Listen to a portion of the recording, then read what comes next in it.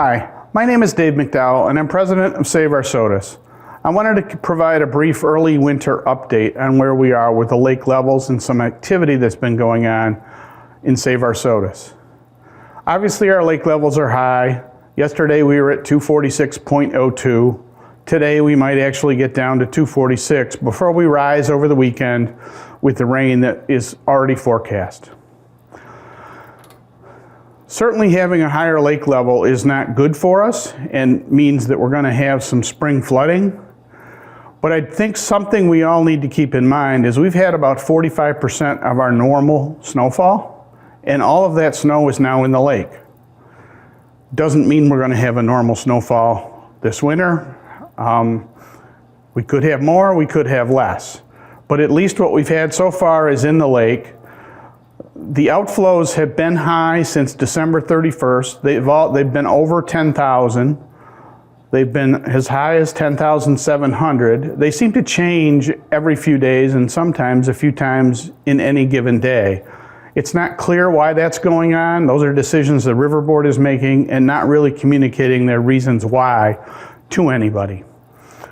So as a result of the continued high water, this being the third out of 4 years, Save Our Sodus has joined forces with the Lake Ontario St. Lawrence River Alliance and United Shoreline Ontario in Canada to form what we're calling the Fight Plan 2014 Coalition. You'll hear more about this in the next 60 days, but we have hired an investigative reporter to try to find out who's really driving this and find evidence of that. I know anecdotally it's pretty clear that shipping is playing a big role. There's many people that think hydropower is playing a big role. The Nature Conservancy, Audubon Society, Ducks Unlimited, and those organizations seem to have all gone silent. Save the Rivers membership is down, and it's not clear what their position is at the moment. Right now, people in the St. Lawrence on this side of the dam aren't very happy because there's basically no water in front of their places because the outflow is so high. But we think the best way to fight this is to join forces with any and every organization around the lake and do it, or try to do it, as one unit.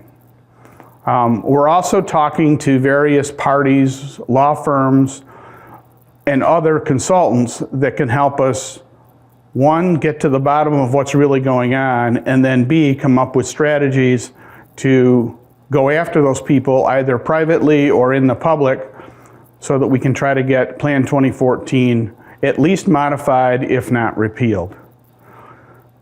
Just to dispel the myth, if we go to back to Plan 58DD, the composition of the River Board has changed significantly since that plan was in control.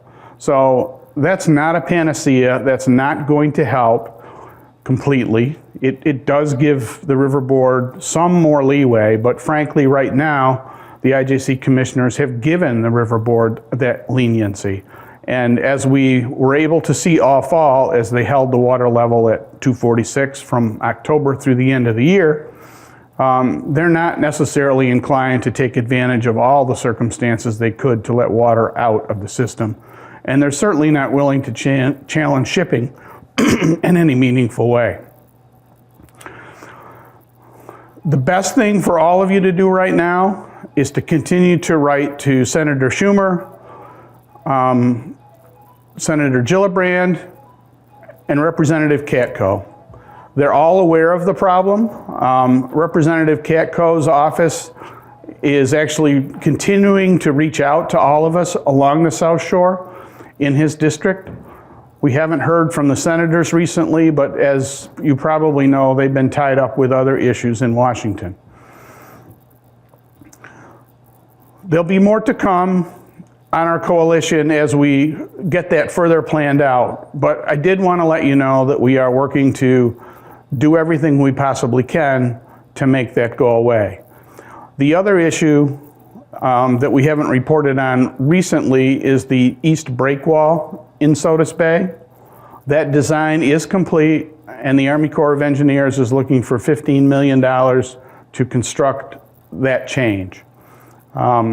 as you write letters to the federal representatives, and make sure you include in there a request that they allocate $15 million for that repair.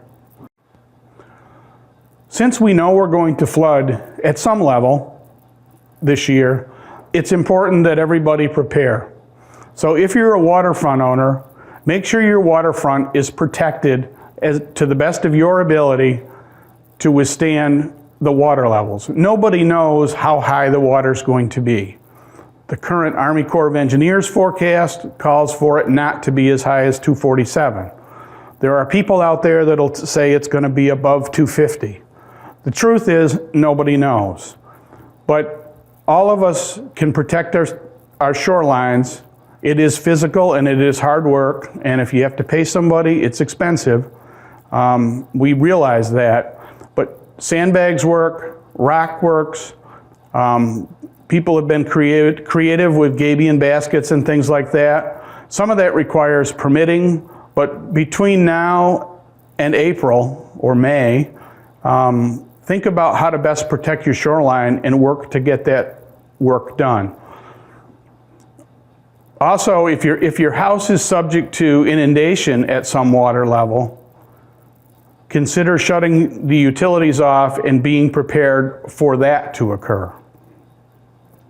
Other than that, there's not a lot any of us can do.